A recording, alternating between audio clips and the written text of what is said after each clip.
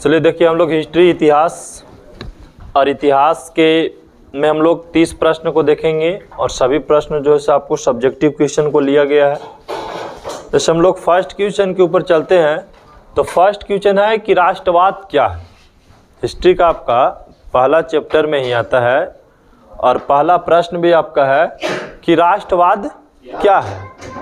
तो राष्ट्रवाद के हम कई डिफिनेशन दे सकते हैं, ठीक है। यह राष्ट्रवाद किसे कहते हैं? तो समाज, देखिए राष्ट्रवाद के कई डिफिनेशन अलग अलग हो सकते हैं, ठीक है, कि हम राष्ट्रवाद किसे कहते हैं। तो देखिए, राष्ट्र के प्रति प्रेम भावना रखना एक प्रकार के राष्ट्रवाद है। राष्ट्र, हम क्वेश्चन देख रहे हैं फर्स्ट में कि राष्ट्रवाद क्या है। राष्ट्र के मतलब होता है देश, राष्ट्र के मतलब देश, और राष्ट्र के प्रति यदि हम प्रेम भावना या विचार प्रकट करते हैं वो राष्ट्रवाद कहलाता है। हम अपने राष्ट्र के प्रति भौगोलिक सांस्कृतिक और सामाजिक परिवेश में रहने वाले लोगों में एकता की वाहक बनाते हैं, वो राष्ट्रवाद है।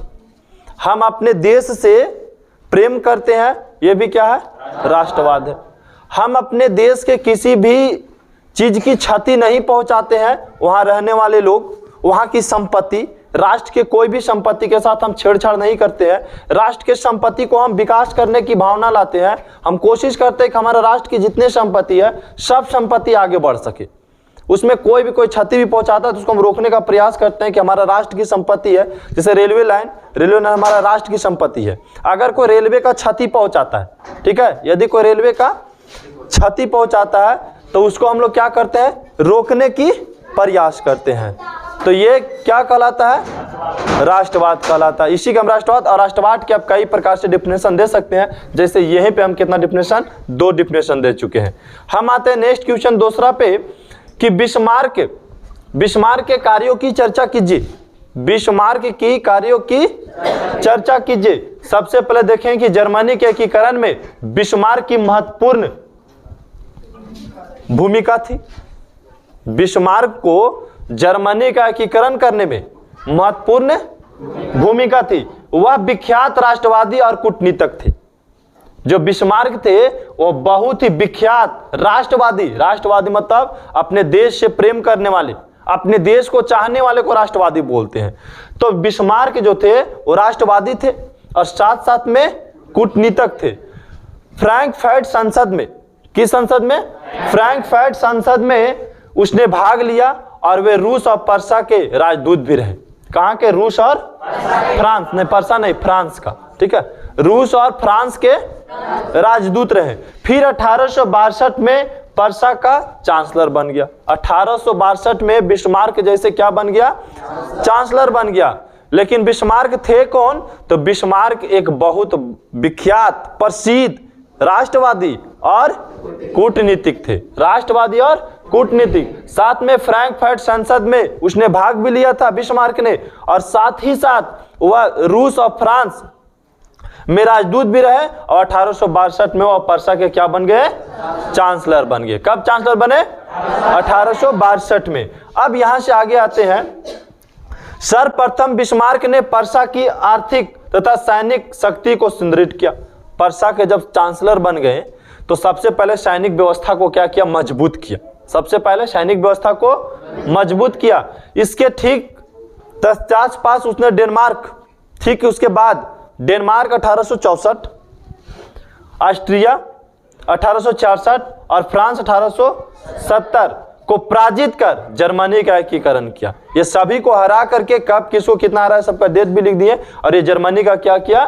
एकीकरण किया। तो जर्मनी का एकीकरण में इन्होंने भी अपनी भूमिका निभाई। कौन निभाया? बिस्मार्क निभाया। इसी से संबंधित एक और प्रश्न है कि लौ एवं रक्त की नीति क्या थी? लौ एवं रक्त की नीति क्या थी? तो देखिए, लौ एवं रक्त की नीति का प्रतिपादन बिस्मार्क ने ही किया था। लौ एवं रक्त की नीति का प्रतिपादन किसने किया था? बिस्मार्क ने किया था। इसी नीति के अनुसार, इसी नीति मतलब लौ एवं रक्त नीति के अनुसार सैन्य शक्ति की सहायता से पूरे जर्मन प्रदेश का एकीकरण करना था। ठीक है, उसको मना करो तो पहले। शांति से क्लास से बैठते जाएगा। और आप लोग लेट से नहीं है, आपका आधा घंटा क्लास आप लोग के लेट चल रहा है, उसको बोलो।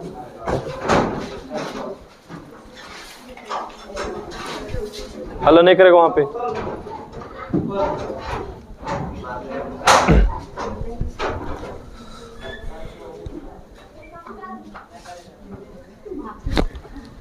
तो चलिए आगे चलिए यहाँ पे। तो हम यहाँ चले थे लॉ एवं रक्त की नीति क्या थी। तो लॉ एवं रक्त की नीति का प्रतिपादन किसने किया था? बिस्मार्क ने किया था। इस नीति के अनुसार, इस नीति मतलब लॉ एवं रक्त के नीति के अनुसार सैन्य शक्ति की सहायता से पूरे जर्मन प्रदेश का एकीकरण किया गया था। इसी नीति के अनुसार पूरे जर्मन के क्या किया गया? एकीकरण किया गया था। किस नीति के तहत?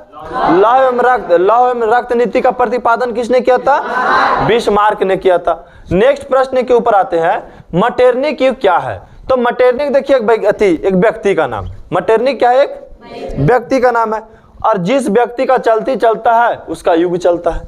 ठीक है, जैसे मान लिया कि हम लोग के पहले देखेंगे रामायण महाभारत में, तो एक राम युग आया। राम के जिस समय चलती था तो राम युग आया। जिस समय कृष्ण के चलती आया कृष्ण युग कहलाया। तो जो जिस समय जिसकी प्रसिद्ध हो जाती है उसका युग के नाम से भी जाना जाता है। तो मटेरनिक एक व्यक्ति था। मटेरनिक ऑस्ट्रिया का चांसलर था। मटेरनिक कहाँ के चांसलर था? ऑस्ट्रिया के एक चांसलर था। बिना कांग्रेस सम्मेलन के द्वारा यूरोप में नेपोलियन युग का अंत हुआ। देखिए, नेपोलियन युग का अंत किसके तहत हुआ? बिना कांग्रेस के द्वारा यूरोप में नेपोलियन युग के क्या हो गया? अंत हो गया, और मटेरनिक युग की शुरुआती हो गई। मटेरनिक युग से पहले चल रहा था नेपोलियन युग। मटेरनिक युग से पहले कौन युग? नेपोलियन युग। लेकिन मटेरनिक युग के ठीक अंत के बाद कौन युग आ गया? मटेरनिक युग की शुरुआती हो गई। मटेरनिक घोर प्रतिक्रियावादी था। मटेरनिक क्या था? घोर प्रतिक्रियावादी था तथा राष्ट्रवाद गणतंत्र का विरोधी था। राष्ट्रवाद और गणतंत्र के क्या थे? विरोधी थे। 1848 की क्रांति के द्वारा मटेरनिक युग भी क्या हो गया? समाप्त हो गया। मटेरनिक युग से पहले पूछे कौन युग था? नेपोलियन युग। और नेपोलियन युग का अंत करके कौन युग आया? मटेरनिक युग। लेकिन नेपोलियन युग को अंत किसने किया? बिना कांग्रेस के द्वारा अंत किया गया था, मटेरनिक के द्वारा किया गया था। और कौन सा युग लाया गया? मटेरनिक। मटेरनिक कहाँ का चांसलर था? ऑस्ट्रिया का चांसलर था। नेक्स्ट प्रश्न के ऊपर आते हैं। प्रश्न नंबर 5 है कि जर्मन राइन महासंघ की स्थापना किसने किया था? जर्मन राइन महासंघ की स्थापना नेपोलियन ने किया था। किसने किया था? जर्मन राइन महासंघ की स्थापना किसने किया था? नेपोलियन ने। यह ऑब्जेक्टिव टाइप का प्रश्न था। अब है कि जर्मनी के एकीकरण में बहुत सारे बाधा उत्पन्न हुआ। बहुत सारे लोग आए, बहुत सारे व्यक्ति आए तो चाहें कि जर्मनी क्या हो जाए? एक हो जाए। लेकिन जर्मनी का एकीकरण होने में बहुत सारे बाधा आए। तो सबसे पहले जो बाधा आया कि वहां 300 छोटे छोटे राज्यों में बटा हुआ था। 300 लगभग छोटे छोटे राज्यों में, छोटे बड़े राज्यों में 300 भाग में बटा था। अब 300 भाग को एक करना यह बहुत बड़ा बाधा था। ठीक है, तो सबसे पहला बाधा क्या था? लगभग 300 छोटे बड़े राज्य थे, ये सबसे बड़ा बाधा था। दूसरा क्या था कि राज्यों में राजनीतिक, सामाजिक और धार्मिक विषमताएं थे। अलग अलग राजनीतिक पार्टी के लोग थे, अलग समाज के लोग थे, अलग अलग धर्म के लोग थे। तो यह भी एकीकरण करने में क्या हुआ? बहुत बड़ा बाधा है। जैसे मान ली कि भारत जैसे है, भारत में कई धर्म है।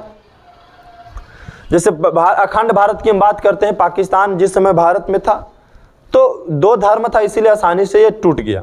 ठीक है, अगर सब धर्म उतना ही बरियार रहता और चाहता कि नहीं हम अलग अलग देश लाएं तो भारत एक नहीं हो पाता। भारत कई खंडों में बटा हुआ रहता। लेकिन यहाँ पे धर्मों की संख्या कम थी, सब करीब करीब सामान्य धर्म मानने वाले थे।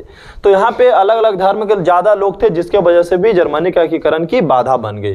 तीसरा में था राष्ट्रवाद की भावना का अभाव था। लोग अपने देश से प्रेम कार्य नहीं करते थे, अपने देश को कोई चाहते नहीं थे। इसके वजह से भी जर्मनी का एकीकरण में थोड़ा सा देर हुआ। यह बाधा हुआ कि राष्ट्रवाद की भावना का अभाव था वहां पे।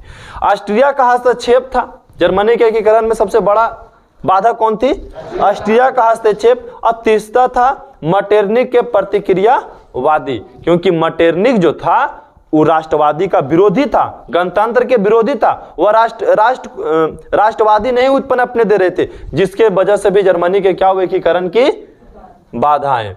अब करता है चार्टिस्ट आंदोलन किस देश में हुआ था, तो इंग्लैंड में हुआ था। चार्टिस्ट आंदोलन किस देश में हुआ, इंग्लैंड में।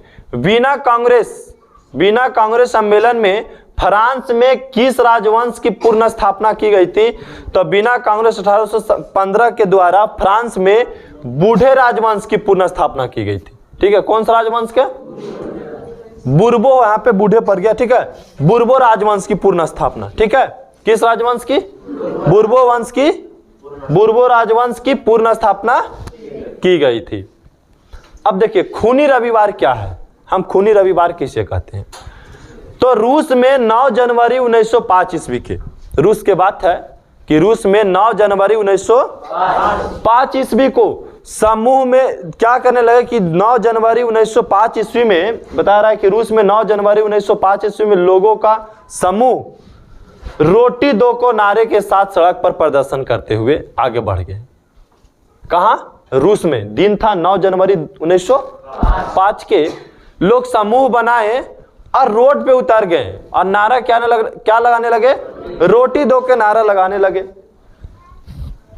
जैसा ही प्रदर्शन करते हुए पिट्सबर्ग स्थित महल की ओर जा रहा था, ये सड़क के रास्ते से लोग नारा लगाते हुए किस ओर, पीटर्सबर्ग की स्थित की ओर जा रहा था, परंतु जार के सेना ने निहत्थे लोगों पर गोलियां बरसा दी। जो जार के सेना थे वो निहत्थे लोगों पर क्या किया, ये सब निहत्थे थे जो रोड पे प्रदर्शन कर रहे थे, इस सब के हाथ में कोई हथियार नहीं था, ये सब निहत्थे थे और ये सब अपने हक मांगने के लिए रोड पर प्रदर्शन कर रहे थे सरकार के विरुद्ध। और यहाँ पे जार के सैनिक ने क्या किया, अंधाधुंध गोलियां चला दिया। इतना गोली चला दिया कि उस दिन जो है से खूनों की नदियां बह गई, जिसके वजह से ये दिन जो है खूनी रविवार या लाल रविवार के नाम से जाना जाता है रूस में। 9 जनवरी 1905 को रूस में लोग किस नाम से जानते हैं, लाल रविवार या खूनी रविवार के नाम से।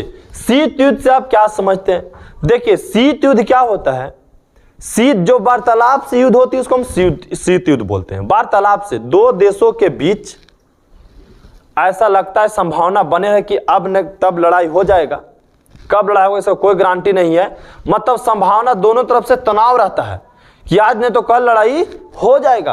वैसे युद्ध को जो बातचीत से ही लास्ट में समाप्त हो जाए, वैसे युद्ध को हम क्या कहते हैं, शीत युद्ध कहते हैं। शीत युद्ध जैसे मान ले कि भारत है और किसी देश के साथ तनाव एकदम बने रहे कि आज लड़ाई हो जाएगा, कल लड़ाई हो जाएगा, ऐसा लग रहा है कि नहीं हम लड़ाई होकर ही रहेगा और फिर बाद में पता चले ये लड़ाई वार्तालाप से ही क्या हो गई, समाप्त होगी, तो वैसे युद्ध को हम क्या बोलते हैं, शीत युद्ध को। और शीत युद्ध में हथियार का यूज नहीं किया जाता है। रूस की क्रांति किसके नेतृत्व में हुई थी, तो रूस की क्रांति 1917 में, रूस की क्रांति 1917 में किसकी, वेल्सेविक दल के नेता लेनिन के नेतृत्व में हुआ था। तो पूछा कि रूस की क्रांति किसके नेतृत्व में हुआ, तो किस, लेनिन के नेतृत्व में हुआ। अगला प्रश्न 12 में है कि रूस के संसद को क्या कहते हैं, डयूमा कहते हैं। रूस के संसद को हम लोग क्या कहते हैं, डयूमा कहते हैं। 1881 में जार अलेक्जेंडर द्वारा, 1881 में जार अलेक्जेंडर द्वितीय की हत्या किसने किया था, 1881 में जार अलेक्जेंडर द्वितीय की हत्या किसने किया था। चलिए द्वितीय की हत्या किसने किया था, तो इसको हत्या 1881 में किसके द्वारा, देखिए ये रूस के शासक अलेक्जेंडर द्वितीय की, रूस के जो शासक थे अलेक्जेंडर द्वितीय को 1881 में किसके द्वारा, निहिलिस्टो ने इसको हत्या कर दिया था।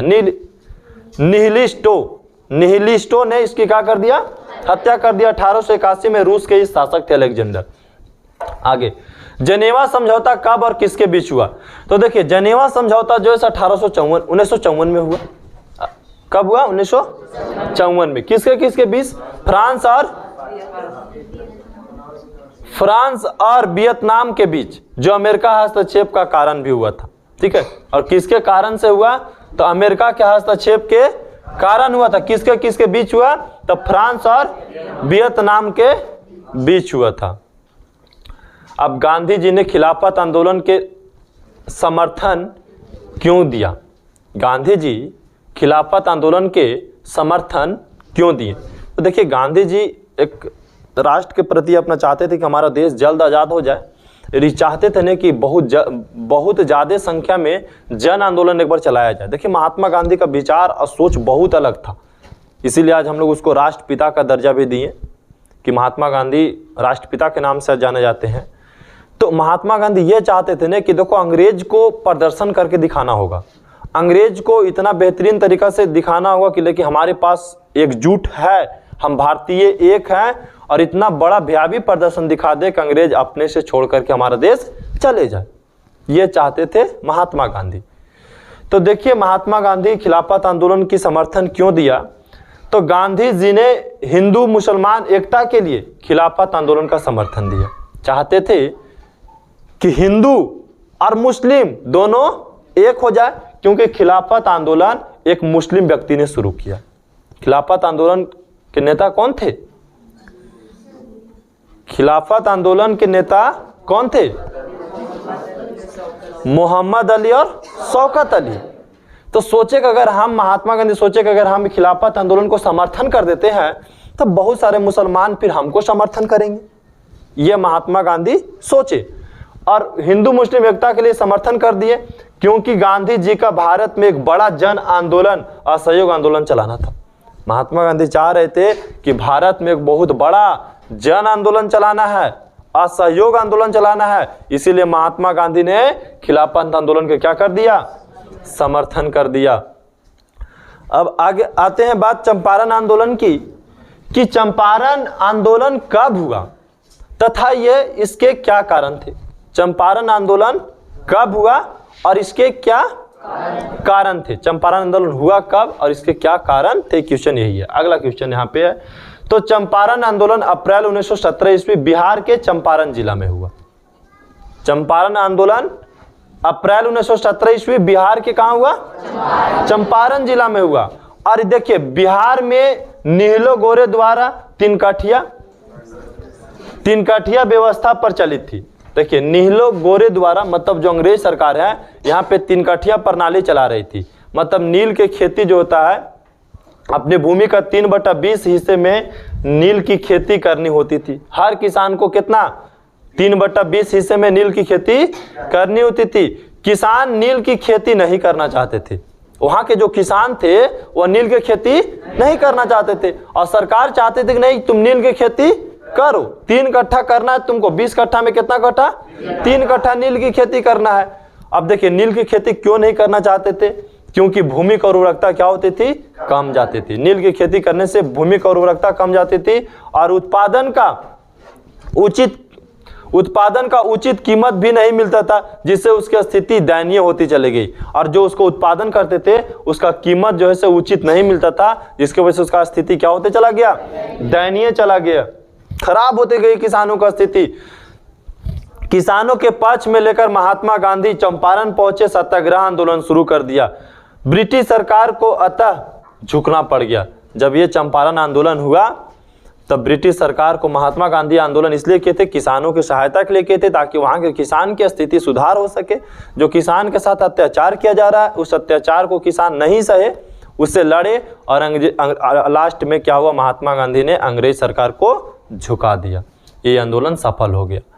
फिर महात्मा गांधी ने असहयोग आंदोलन क्यों प्रारंभ किया? यह प्रथम जन आंदोलन कैसे था ये समझाना है आपको।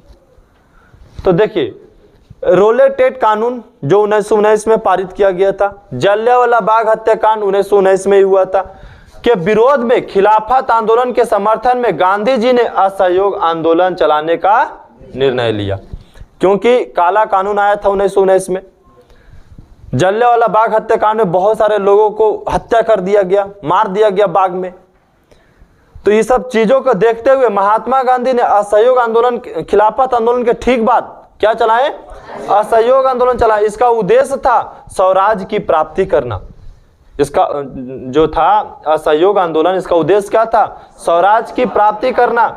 इसमें समाज के विभिन्न वर्गों को लोगों की पहली बार व्यापक रूप से, समाज के अलग अलग जो वर्ग के लोग थे उसको व्यापक रूप से भाग लिया।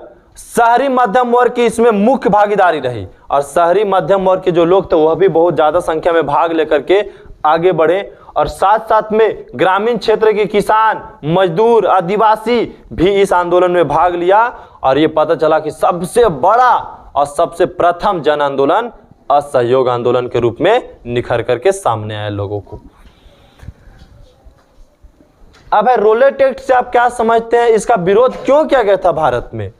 तो देखिए, भारत में बढ़ती हुई राष्ट्रवादी, आज क्या कि भारत में राष्ट्रवादी की संख्या बढ़ने लगी थी। उस समय भारत में राष्ट्रवादियों की संख्या बढ़ने लगी।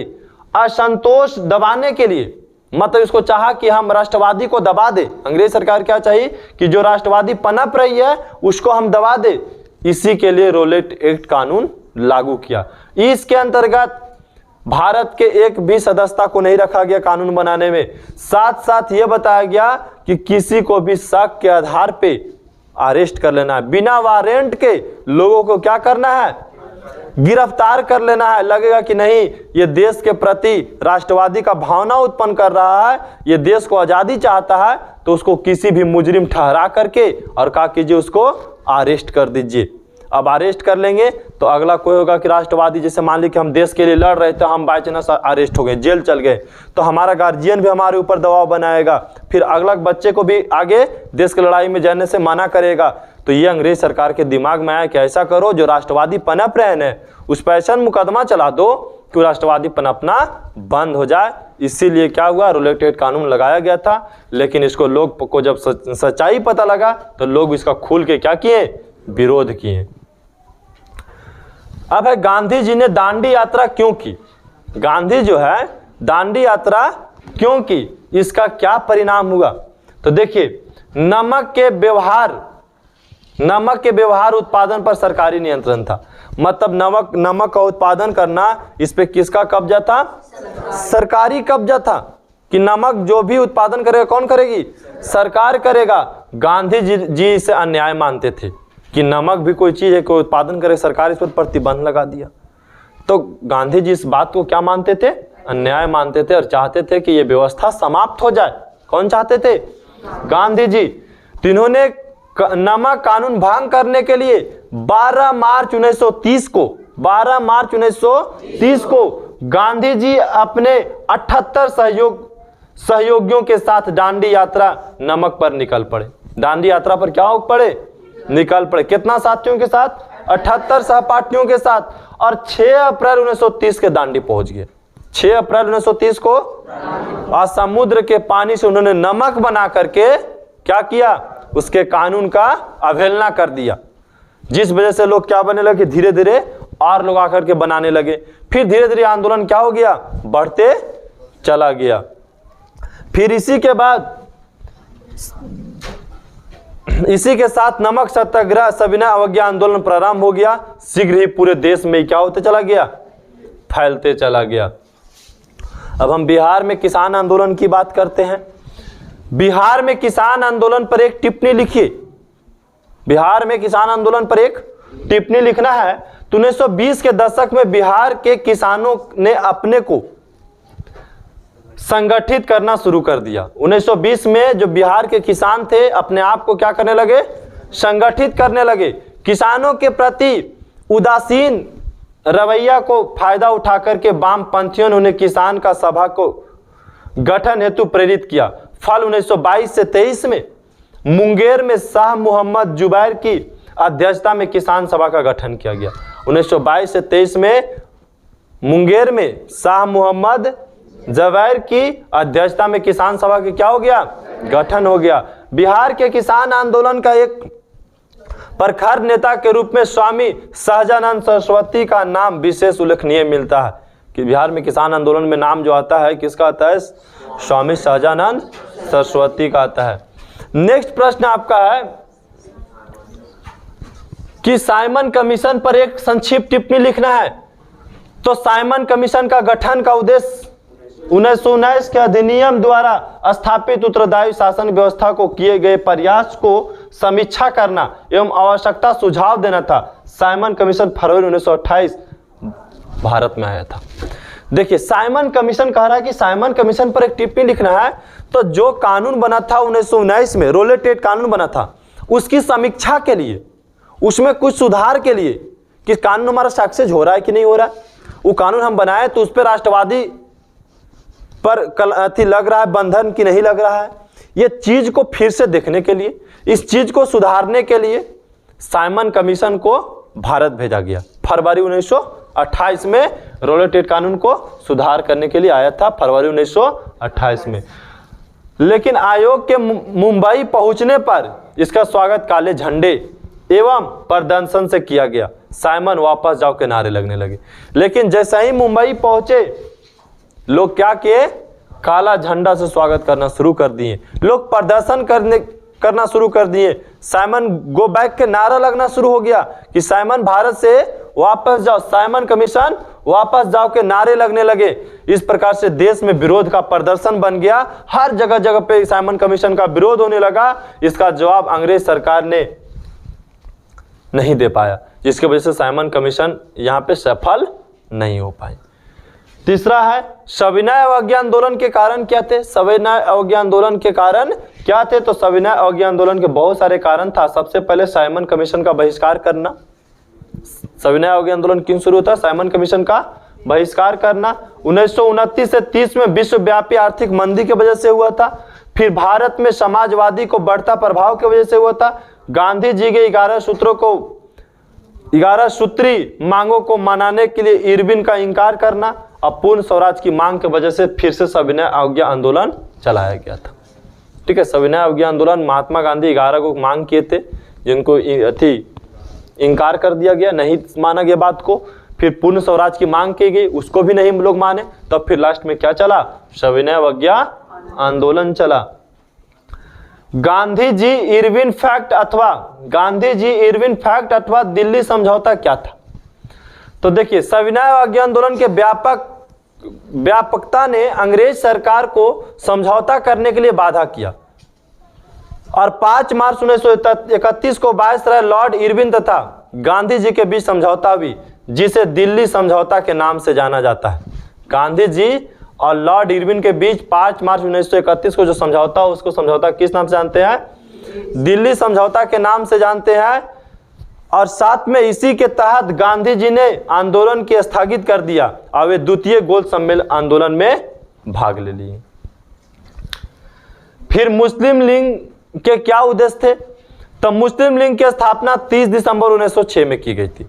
मुस्लिम लीग की स्थापना 30 दिसंबर 1906 में की गई थी, और मुस्लिम लीग के उद्देश्य था मुस्लिम के हित में रक्षा करना, मतलब मुसलमानों को रक्षा करना, इसलिए मुस्लिम लीग की स्थापना हुई थी 1906 में। इसकी नींव ढाका के नवाब सिल्लीमुल्ला खां ने रखी थी। इसका नींव जो है शुरुआत किसने किया था, नवाब सिल्लीमुल्ला ने। इसका उद्देश्य था कि मुसलमानों को सरकारी सेवा उचित स्थान पे दिया जाए, मतलब जो मुसलमान है उस सभी को सरकारी सेवा उचित समय से दिया जाए, न्यायाधीश के पद पर भी रहे, राष्ट्रपति के पद पर भी रहे, अलग अलग पदों पे वह काम कर सके। इसलिए मुस्लिम लीग ने क्या किया, मुस्लिम लीग का उद्देश्य यही था, और मुस्लिम लीग की स्थापना हुआ क्योंकि मुसलमानों के हित में रक्षा किया जाए। अब अगला है नमक सत्याग्रह पर एक टिप्पणी लिखना है। तो नमक सत्याग्रह पर अगर आपको टिप्पणी लिखना है, तो आपको पता है कि नमक सत्याग्रह के बारे में हम लोग देख चुके हैं कि 24 दिन तक के यात्रा किया था, जो 6 अप्रैल 1930 को पहुंचा, ये शुरू हुआ था, ये पीछे हम लोग पढ़ चुके हैं कि 12 मार्च 1930 को 78 लोगों के सहयोग से ये आंदोलन पहुंचा। इसको बारे में पीछे हम देख चुके हैं। यहाँ देखिए नेहरू रिपोर्ट क्या है। हम नेहरू रिपोर्ट किसे कहते हैं, जब भारतीय ने साइमन कमीशन का बहिष्कार किया, जब भारत के लोग साइमन कमीशन को क्या करने लगे, बहिष्कार करने लगे। 1928 में जब साइमन कमीशन का बहिष्कार हुआ, तब भारत सचिव बर्कनेड ने भारतीयों को सर्वदलीय स्वीकृत कर एक संविधान बनाने की चुनौती दी। भारतीयों ने मोतीलाल नेहरू की अध्यक्षता में एक 8 सदस्यीय समिति बनाई गई थी। मोतीलाल की अध्यक्षता में कितना, 8 सदस्यों की क्या बनाई गई, समिति बनाई गई, जिसकी उद्देश्य था संविधान का एक प्रारूप बनाना। और समिति ने एक प्रतिवेदन तैयार किया, जिसे नेहरू रिपोर्ट कहा जाता है, क्योंकि नेहरू तैयार किया था रिपोर्ट को। जलियांवाला बाग हत्याकांड क्या है, या क्या जानते हैं जलियांवाला बाग हत्याकांड के बारे में? तो 13 अप्रैल 1919 के अमृतसर के जलियांवाला बाग में बैसाख के दिन एकत्रित सभा रोलेट एक्ट के विरुद्ध आई थी। रोलेट एक्ट जो कानून बना था उसके विरोध में 13 अप्रैल 1919 को अमृतसर के जलियांवाले बाग में बहुत सारे लोग एकत्रित हुए, जिसमें जनरल डायर के द्वारा, वहां के पुलिसों के द्वारा अंधाधुंध गोलियां चला दी गई, जिससे बहुत सारे लोग क्या हो गए, निहत्थे थे, जो भीड़ में बहुत सारे लोग मर गए। तो बताया जाता है लगभग 979 लोग मारे गए और करीब 1200 से अधिक लोग क्या हुए, जख्मी हुए। एक दिन में एक बाग के अंतर्गत बताया जा रहा है, अंधाधुंध गोलियां चला दी थी। कलकत्ता में पहली देसी जूट मिल किसने और कब स्थापित की गई थी? तो 1917 में किया गया था। किसके द्वारा किया गया था? मारवाड़ी व्यवसायियों सेठ हुकम चंद ने किया था। हुकम चंद ने किया था। कब किया था? 1917 में किया था। वर्तमान समय में भारत में कितने स्टील प्लांट है? तो अभी भारत में 7 गो स्टील प्लांट है।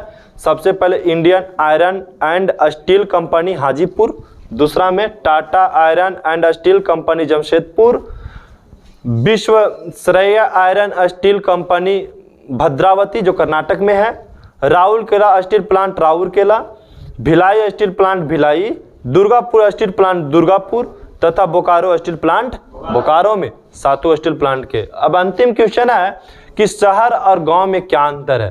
तो देखिए, शहर और गांव में अंतर है कि ग्रामीण लोग अपनी आजीविका कृषि, पशुपालन और घरेलू उद्योग धंधे पे आश्रित होते हैं। गांव घर के जो लोग होते हैं वो खेती बाड़ी पर निर्भर होते हैं। गांव के लोग जो होते हैं से पशु पर निर्भर होते हैं। गांव के जो लोग होते हैं वो अपने आजीविका के लिए घरेलू उद्योग और धंधे पर निर्भर करते हैं। लेकिन शहरी लोग जो होते हैं वो सबसे ज़्यादा किस पे? व्यवसाय पे, उद्योग पे और नौकरियों में लगे होते हैं। शहर के लोग जो होते हैं व्यवसाय, उद्योग और नौकरी में लगे होते हैं। तो आज के 30 प्रश्न समाप्त हुआ। ये पूरे प्रश्नों को आपको एक एक करके उतारने हैं।